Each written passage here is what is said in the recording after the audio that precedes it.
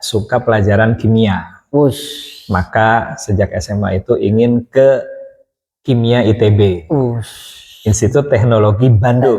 Kakek nenek yang merawat saya melarang untuk dapat orang Jawa atau orang Sunda. Itu lupa ditaruh ke dalam tas. Ditaruhlah di belakang di jok sini. Bisa mendoakan. Oke, Masya Allah. Sholat di Masjidil Aqsa. Oh, Masya Allah.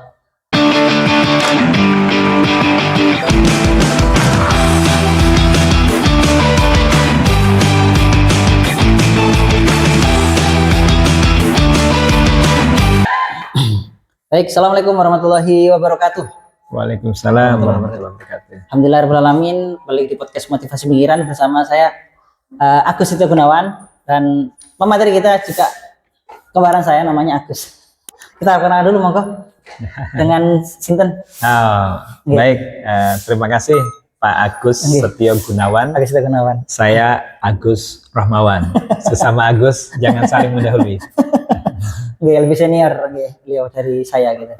Baik, kita nanti akan membahas berkaitan dengan pengalaman-pengalaman beliau, berkaitan dengan inspirasi-inspirasi yang pernah beliau alami, yang barangkali nantinya bisa menginspirasi teman-teman semuanya terkait suatu hal yang nantinya bisa kita mendapatkan pelajaran, hikmah atau yang lainnya dari cerita beliau. Oke, dengan Ustadz Agus Rahmawan, kelahiran mana Ustadz? Saya lahir di, tertulisnya Tasikmalaya, tetapi brojolnya itu di Sumedang. Karena bikin aktenya di kabupaten yang berbeda. Oh begitu. Itu zaman dulu lah. Zaman dulu ya. Berarti kalau mohon maaf sekarang usia berapa? Baru 30 tahun. plus. Nah ini plusnya rahasia. Masa di bawah saya? Kan koma ini. 30 tahun plus. Masya Allah. Plus 20 tahun. Oke. Ustadz, orang Tasikmalaya berarti ya? Sunda lah. Orang Sunda. Jauh-jauh kita ke Jember ya? Jauh-jauh Jember itu dalam acara apa? Atau mungkin agenda apa? Ya, pertama adalah studi, yang kedua membenarkan firman Allah Subhanahu wa Ta'ala. Jadi dalam hadis qudsi itu ada kalimat Allah berfirman, Anna ingdadzoni abdi, bahwa aku sesuai persangkaan hamba kepadaku, kata Allah Subhanahu wa Ta'ala. Bukan istilahnya itu mencoba peruntungan nasib, bukan. Benar. Bahasa saya adalah membenarkan hadis qudsi, membenarkan firman Allah Subhanahu wa Ta'ala. Begitu. Itu aja ya? Ya, dari situ sudah banyak bukti-buktinya, banyak kisah-kisahnya. Cuma belum ditulis dalam sebuah buku. Asik ya. Oke. Putri berapa? Baru 5 ya. Baru 5. 3 putra. Keliru. 3 putri, 2 putra. 3 putri, 2 putra. Oke. Siap. Istrinya? Alhamdulillah 5 anaknya. Istri dari yang pertama. Istrinya berapa? 5 anaknya. 5 anaknya. Ya betul. Jadi istrinya 1 lah. Bahagiakan 1 istri. Konsepnya adalah bahagiakan 1 istri. Rasulullah juga demikian.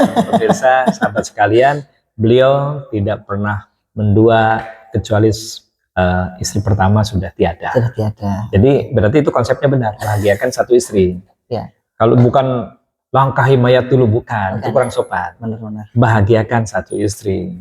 Perkara istri yang pertama sudah tidak ada mau beristri kan itu lain. Beda lagi. Ya, tetap bahagiakan 1 istri. Oke, Masya Allah. Ya, betul. Terima kasih sendiri ya. Oke, profesinya Ustadz? Ya, profesinya adalah kalau diistilahkan, saya tidak suka wira swasta. Kayaknya kok profesi itu urusannya itu hanya uang bukan uang, itu PNS untuk bergaji, swasta untuk menghasilkan uang, tidak. Profesi itu adalah dakwah. Masya Allah. Tapi bukan berarti dakwah minta dibayar, bukan. Jadi kita ini adalah dai sebelum segala sesuatu. Jadi apapun itu baliguani walau ayah. Masya Allah. Itu profesi itu artinya menyampaikan, mengemban ini dengan profesional, dengan pertanggungjawaban penuh, bukan bayaran. Beda. Beda ya. Benar. Ini profesi satu-satunya di jalan Allah ini yang Masya Allah. luar biasa yang diperintahkan begitu ya. Oke, Masya Allah. Sip. Profesinya Silakan diterjemahkan sendiri. Yang jelas Oke. bukan bayaran. bukan ya. bayaran. Oke. Terus ini langsung ke kisah-kisah yang mungkin layak disampaikan ke teman-teman yang pemeriksaannya motivasi pinggiran berkaitan dengan selama Baik, ini gitu, baik, Ustaz. baik, baik. Karena tadi ditanya dari mana, Mm-mm. jauh-jauh dari Sunda ke Jember. Jember. Nah, kisahnya begini. Saya suka pelajaran kimia. Wush. Maka sejak SMA itu ingin ke Kimia ITB, Wush. Institut Teknologi Bandung. Bandung. Bukan ITM kata orang Jember, Institut Teknologi Bandung, bukan ITB. Jadi ITB. UMPTN pertama pilihannya itu, pilihan pertama. Ternyata gagal. Sebelum gagal minta doa kepada ibu restu dan ibu tidak mau.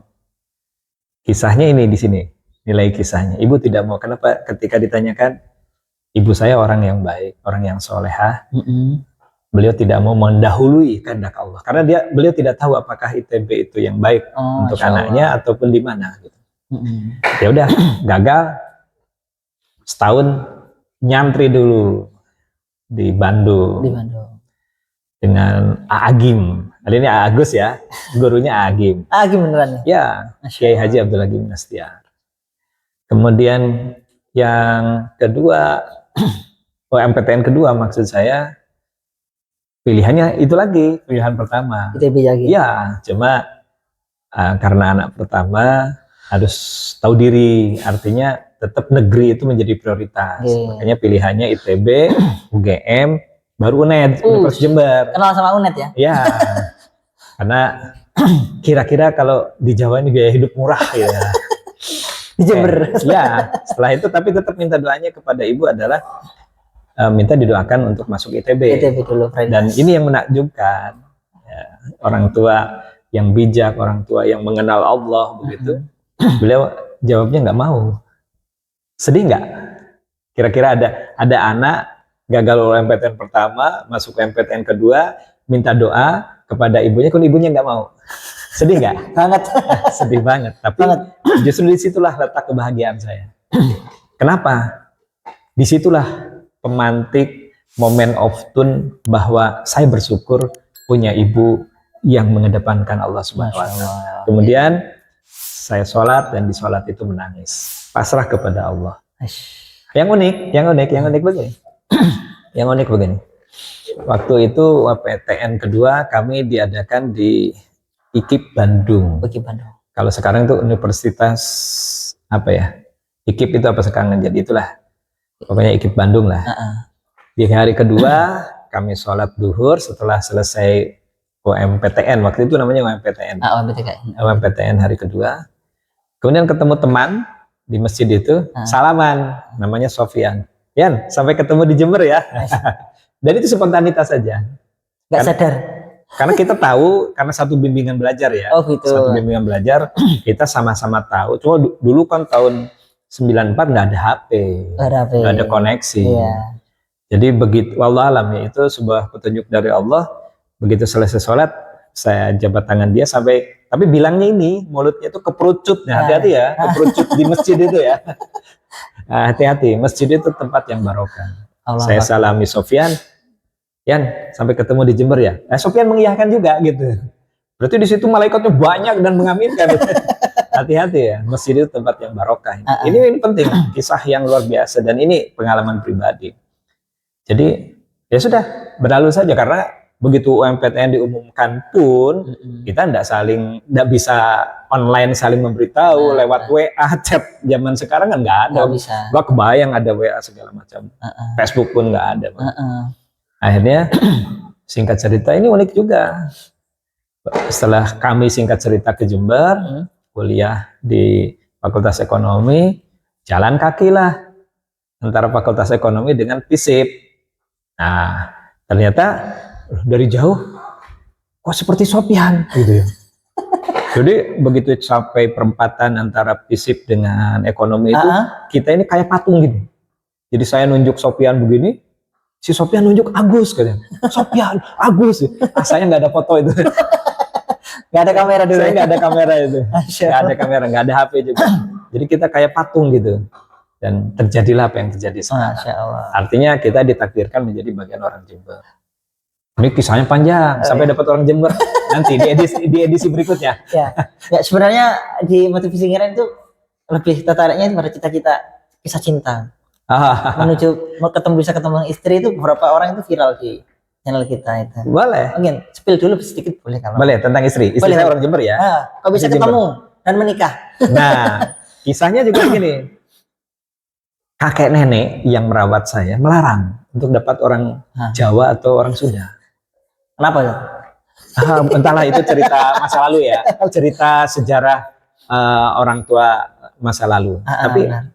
saya sebagai Muslim, kemudian belajar dari Al-Quran, mendapatkan petunjuk dari Al-Quran bahwa bersuku-suku berbangsa-bangsa itu untuk saling mengenal, gitu. Bukan untuk saling berjauhan ataupun saling memaki dan istilah itu menjustifikasi bahwa kalau dapat ini kayak apa ya? Suku apa ini bahaya, nggak boleh, tidak begitu. Gitu. Justru dari situ saya ingin mengamalkan Al-Quran bahwa petunjuk Al-Quran itu benar. Makanya saya dari dilarang malah pingin. Masya Allah.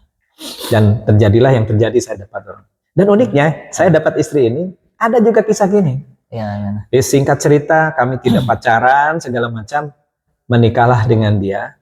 Kemudian saya waktu itu kendaraannya sepeda ontel, maka melamar dia pakai sepeda ontel.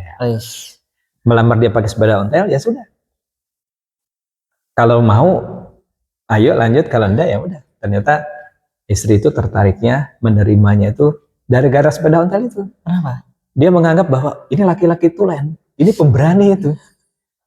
Iya, apa adanya ini. Semua penerjemahannya itu anak Indadoni Abdibi. Dia memberikan persangkaan yang positif kepada laki-laki yang melamarnya ini. Dan saya pun tidak mengada-ngada, adanya sepeda ontel ya sudah.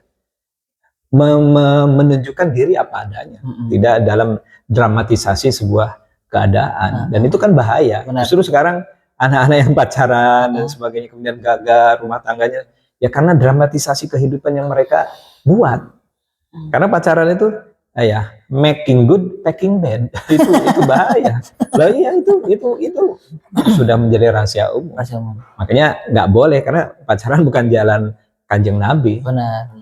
Nah kemudian, ini yang unik nih, yang tidak dijual di pasar, tidak ditemukan di yang lain. Memang ini kita sendiri. Benar. Jadi ternyata bahwa kita memohon kepada Allah segala sesuatu itu boleh-boleh saja, bebas-bebas saja. Yang penting baik, halal begitu ya. Misalnya, ya Allah saya ingin buah itu. Ya Allah saya ingin perempuan yang dinikah itu seperti itu dan seterusnya begitu. Saya berikan ilustrasi begini. Setelah kami menikah, mungkin waktu itu sudah punya anak malah. Sudah punya anak sekitar 5 tahun awal pernikahan. Kemudian memori itu kan kadang muncul ke belakang ya. Mengingat-ingat kisah lalu gitu kan. Saya pernah ada sebuah memori sampai dengan 5 tahun pernikahan itu tidak saya buka. Artinya tidak kebuka, tidak terpikirkan untuk diceritakan dan sebagainya. Hilang aja begitu. Begitu muncul, saya tanya ke istri gini, Mi, apakah Umi dulu kalau mau berangkat kuliah, kalau naik angkot, nyebrangnya naiknya di situ? Kata istri, iya. Terus dulu punya pakaian ini, jilbab ini, iya. Kenapa, Bi? Dulu waktu Abi itu naik angkot, melewati jalan itu, lihatlah seseorang yang menarik lewat. Kemudian Abi itu berdoa, ya Allah, kalau saya punya istri itu ingin istri seperti itu. Lah iya, Bi. Iya. Dan Abi yakin dengan berbagai ciri-ciri yang sekarang ada di hadapan mata itu adalah Umi. Dan ternyata istri membenarkan. Jadi itu wujud dikabulkannya doa, dan saya yakinnya karena semua yang diceritakan flashback memori itu adalah benar sama istri. Masya Allah. Nah itu baru disadari 5 tahun. Tidak dengan rekayasa, tapi desainnya dari Allah Subhanahu wa Ta'ala. Bentar, Ustaz. Itu kok bisa ketemu dengan istri pakai jalur apa ini? Jalur langit. Panjang, 1 episode. Masya Allah. ya intinya tidak pacaran, tidak pacaran ya. Kemudian ternyata ya itu semuanya akan bahkan unik lagi. Coba bayangkan. Ini ceritanya ajaib memang. Istri ini ada di Jalan Belitung. Ini dia punya wartel. Di depannya itu ada kos-kosan menghadap ke Jalan Riau yang sering saya tempati untuk naruh rombong, jualan rombong. Dan Masya Allah ya, selama bertahun-tahun kami di situ dan bahkan sering kami lewat Jalan Belitung itu, tidak pernah Allah izinkan melihat bahwa di situ ada wartel. Dan tidak pernah mendengar ada teman-teman, kalau waktu itu kan zamannya wartel. Kalau telepon ke sana, sama sekali tidak. Nggak pernah. Blank. Ada lagi satu keunikan. Ini hanya jarak satu rumah antara rumah mertua dengan kos-kosan yang sering saya ke situ. Nyebrang sedikit, selisih satu rumah adalah bapak angkat saya. Kami sering ke naruh rombong di situ. Kami sering di rumah yang seberangnya itu juga tinggal kalau bapak angkat itu pulang ke Surabaya dan ke Madura. Ya kami tuh hidup di situ. Jadi hanya selisih satu rumah, dari sini selisih satu rumah. Apolong kata orang Jawa itu. Kumpul. Bayangkan. Hanya seberang jalan segitiga totok sate begitu. Dan kami tidak pernah ketemu. Ya alhamdulillah hikmahnya ketika kami itu melamar nikah, istilahnya itu formalitas. Ya keluarga itu hanya jalan kaki dari rumah bapak angkat ke rumah mertua ini. Siapa yang men-setting itu? Ya Allah. Berawal dari tadi saya bilang ingin membuktikan firman Allah. Insya Allah. Dan Allah atur sedemikian indahnya itu. Bahkan wajar dong kalau orang-orang dari rumah, dari kampung, dari Sumedang itu mengatakan bahwa oh ini sering telepon nih, benar, ketemunya di telepon. Sering lihat-lihatin, sering kepo-kepo. Tapi tidak karena itu. Masya Allah. Ini ajaib. Kalau Allah itu menghendaki sesuatu yang ada di hadapan mata, bisa nggak kelihatan. Tapi yang jauh di pelupuk mata bisa kelihatan. Kan ada peribahasa itu kan. Gajah di pelupuk mata tidak kelihatan, tungau di seberang lautan kelihatan. Masya Allah. Itu seperti itu. Ya sudah. Wah banyak ini. Banyak kayaknya. Banyak ya. Oke. Kisah-kisahan apa Ustaz yang nalarnya di luar. Karena kita berada di tempat sini, saya pernah kejadian di sini. Oke. Jadi setelah dari masjid sebelah, waktu itu menunaikan sholat asar berjamaah, sekitar 3:30, mau keluar, mau naik sepeda motor, hujan deras datang. Akhirnya HP yang dalam genggaman melihat, ini udah zaman HP nih. Zaman HP. Udah zaman HP. Android lagi. Ya Allah. Padahal jam 4 itu ada Tasmi mendengarkan setoran anak online. Anak kami yang sekolah di SMA di Jawa Barat harus setoran 5 juz sekali duduk jam 4. Posisi kami 4:30 di sini. Hujan deras. Akhirnya setelah ngecek HP, menghubungi istri bahwa segera OTW begitu. Rupanya HP itu lupa ditaruh ke dalam tas. Ditaruhlah di belakang, di jok sini. Di jok belakang itu. Di jok itu kan ada besi untuk naruh box kan. Motornya kan ada boxnya, tapi di antara box itu ada besi. Rupanya ditaruh di situ. Saya berangkat segera ngebut ya, walaupun hujan ngebut sekitar 3 kilo turun dari sini, baru ingat HP. Lah HP ini di mana ya? Sudah dimasukkan atau dipegang-pegang ke belakang itu sudah nggak ke kamera? Sudah. Jelas, bismillah lah, tawakal nabilah. Kemudian saya berdoa, doanya itu doa untuk bayi. Kalau kita itu ada bayi baru dilahirkan kan sering berdoa mendoakan bayi. Uidu adik bayi ini siapa namanya? Bi kalimatil tama min kulli syaiton wa hamah wa min kulli aini lamah kan begitu. Saya ganti.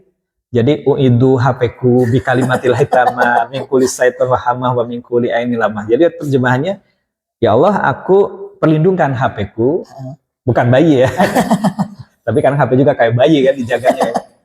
Dengan kalimatmu yang maha sempurna daripada godaan setan dan sihir mata yang menipu. Kemudian zikirlah.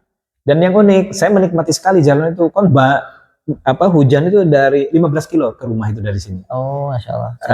Banjir, kemudian ya biasalah anak muda gitu ya. Kalau dapat genangan air kan biur gitu. Di banter nih ya. Di banter ya.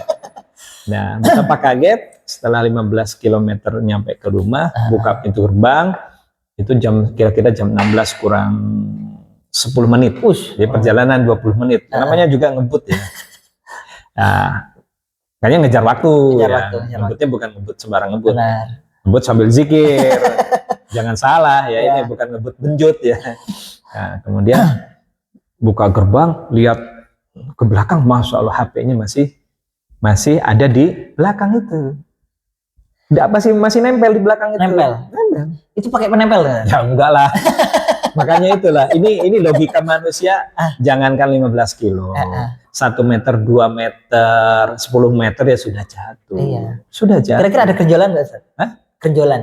Banyak. Gonjolan air, tikungan. Ayo, ya? kurang berapa turunnya Pak dari sini? Turunnya bagaimana? Yes, intinya logika manusia nggak bisa nyambung lah. Nggak bisa nyambung, nggak bisa. Pasti ada tangan Allah, ada kekuasaan Allah yang di situ berperanan. Masya Allah. Ya itulah zikir, yaitu kita kepasrahan diri kepada Allah. Toh ketika kita nyetir sebagus mobil apapun kan penjagaan jadi dari Allah. Apa bisa dijamin mobil bagus itu tidak kecelakaan? Itu Masya Allah. Sepeda ontel selamat kan tidak ada. Jadi kita tidak boleh sombong bahwa penjagaan itu. Makanya kalau orang di etika Islam itu mau naik kendaraan ada doanya, ya kan? Benar. Subhanalladzi sakharalana ada makuna ini. Subhanallah. Daripada nyanyi saya. Daripada nyanyi. Kemudian yang sering lupa coba misalkan zikir. Kadang kita tuh lupa, misalnya perjalanan 15 kilo, 20 menit. Padahal zikir istighfar saja itu 100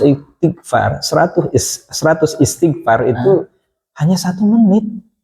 20 menit kan berarti bisa 20 kali 100 berapa? 2000. Tapi kenapa kita jangankan 2000, 220 pun tidak terjadi?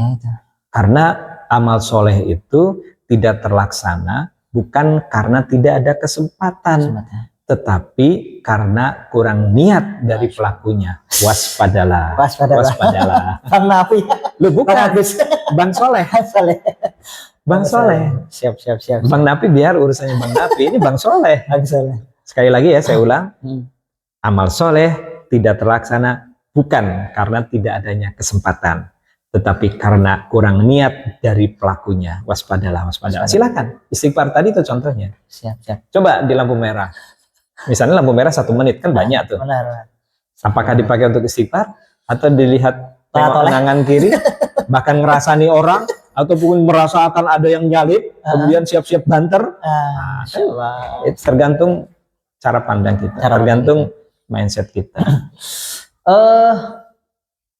Itu kisah yang paling luar biasa berarti. Ya, di luar nalar. Atau mungkin ada ya banyak lah. Banyak itu contoh saja lah. Jangan semuanya. Ini satu kisah lagi, Nah, kalau kebanyakan kisah nanti durasinya panjang. Siap. Satu kisah yang mungkin kisah ke umroh atau apa yang lainnya yang di luar Nurul. Ya boleh. Umroh aja umroh. Biasanya tanya-tanya. Suatu saat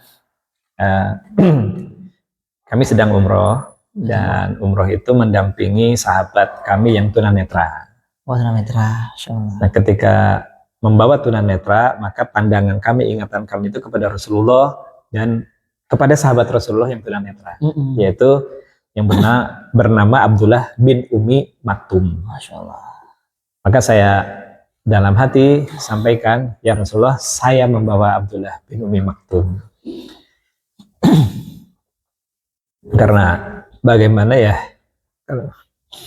kalau Kanjeng Nabi itu betapa beliau itu sayangnya ke Abdullah bin Umi Maktum. Suatu saat beliau itu kan minta keringanan untuk tidak ke masjid kayak begitu. Kemudian Rasulullah mengatakan, apakah engkau mendengar azan? Beliau sahabat yang tunanetra ini menjawab, ya dengar. Artinya apa? Ya kalau dengar berangkat. Karena Rasulullah itu ingin baik disabilitas maupun tidak, itu sama-sama masuk surga, sama-sama mendapatkan kehormatan, kemuliaan. Rasulullah tidak wujud bahwa Rasulullah itu tidak membeda-bedakan. Dan bagi saya waktu itu karunia membawa tunanetra, sahabat saya. Nah, begitu membawa tunanetra itu ada keajaibannya begini. Orang lain itu kan susah masuk raudhah. Nah, kami itu tiba-tiba itu sudah ada di raudhah gitu ya. Dengan mudah, satu itu ada di raudhah. Ya sudah, kalau sudah ada di raudhah itu hilang segala ingatan dunia, itu langsung kita kepada penghambaan kepada Allah dan ingatan kepada Rasulullah. Nah, yang unik ketika kami keluar dari raudhah, kan salah satu doa. Makanya di tempat-tempat seperti itu banyaklah doa-doa dan husnudzon kepada Allah tingkat tinggi.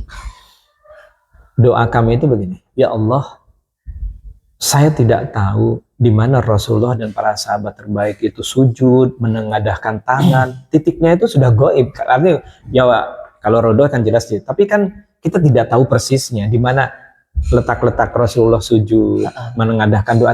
Tapi kan kita boleh minta, ya Allah, saya ingin berlama-lama di tempat Rasulullah, para sahabat terbaik itu sujud, berdoa, begitu kan? Boleh kan? Boleh. Nah, singkat cerita begini, begitu keluar dari raudhah, kan kita ini jalan satu arah, ada mimbar Rasulullah, kemudian nanti belok kiri, di sebelah kiri itu nanti kan makam Rasulullah, kan arahnya selalu begitu.